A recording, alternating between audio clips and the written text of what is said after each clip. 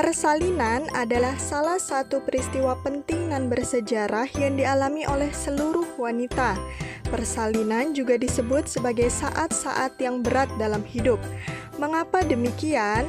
Karena disitulah terjadi pertaruhan nyawa antara hidup dan mati ibu.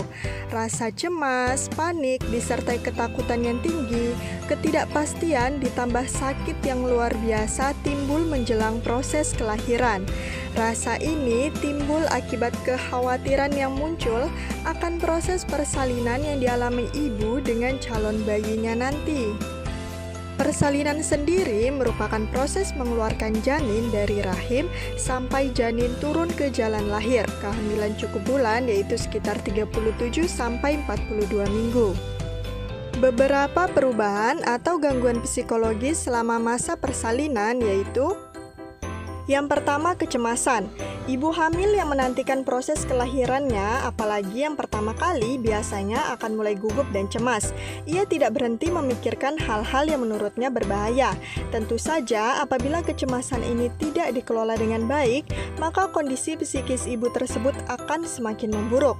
Untuk mengatasi kecemasan ini, maka dukungan dari orang terdekat seperti suami dan keluarga benar-benar dibutuhkan. Cara menghilangkan kecemasan ini efektif. Mendengar pengalaman yang menenangkan akan lebih baik, sebab bagaimanapun juga, seringkali ibu yang akan melahirkan justru terpapar oleh informasi-informasi yang semakin membuatnya khawatir. Yang kedua, ketakutan. Ketakutan berbeda dengan kecemasan.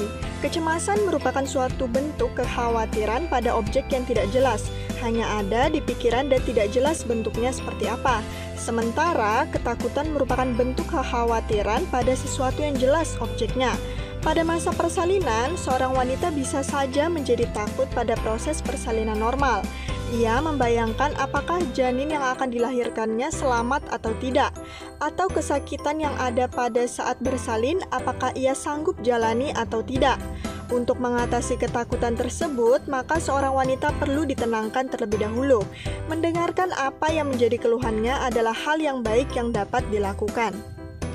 Yang ketiga, ada sikap pasif. Sikap pasif timbul manakala seorang wanita hamil memiliki keengganan pada saat akan melahirkan. Ini juga didorong dengan dukungan yang lemah dari lingkungan sekitar. Perhatian suami dan keluarga yang kurang akan menimbulkan sikap yang pasif. Untuk mengatasi sikap pasif ini, kita bisa memberikan sistem dukungan yang baik berupa bentuk perhatian dan kasih sayang kepadanya.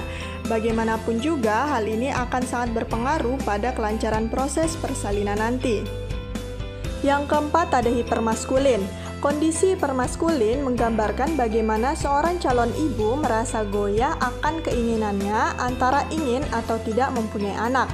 Padahal ia sudah berada di saat-saat menjelang persalinannya. Akibatnya, emosinya menjadi tidak stabil. Ini biasanya terjadi pada wanita yang memang berkarir. Pikirannya menjadi buyar karena ingin mempertahankan cara dia bekerja, tetapi di sisi lain juga merindukan kehadiran anak.